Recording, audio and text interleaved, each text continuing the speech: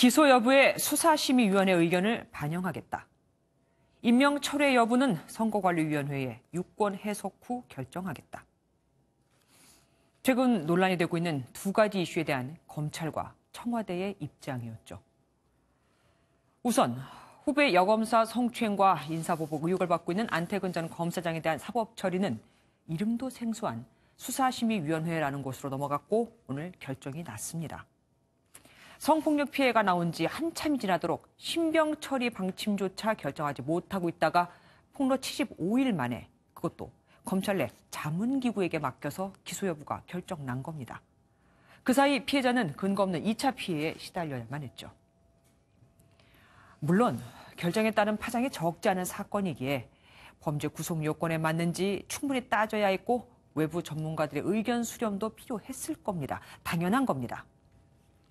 하지만 몇 달간 이 사건을 조사한 건 검찰인데 이걸 법에 따라 스스로 판단하지 않고 민간 전문가들에게 다시 설명하고 이들의 의견에 따라 결정하겠다는 건 그에 따른 책임을 덜어보겠다는 것으로밖에 볼 수 없죠.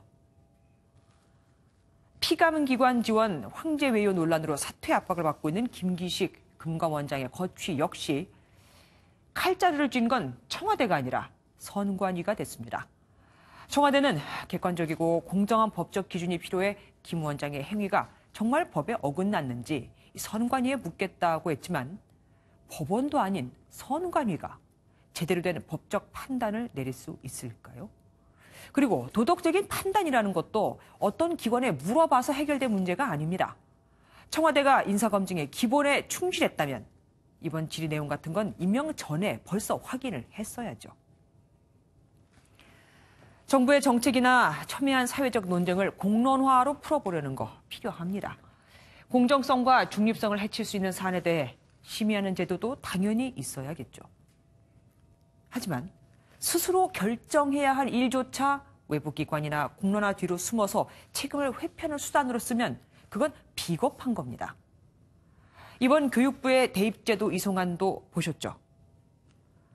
자문기구는 대부분 권고문 형태로 의견을 제출하고 최종 수용 여부는 정부나 각 부처가 결정하는 게 상식입니다.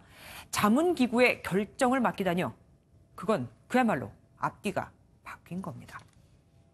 뉴스 초점이었습니다.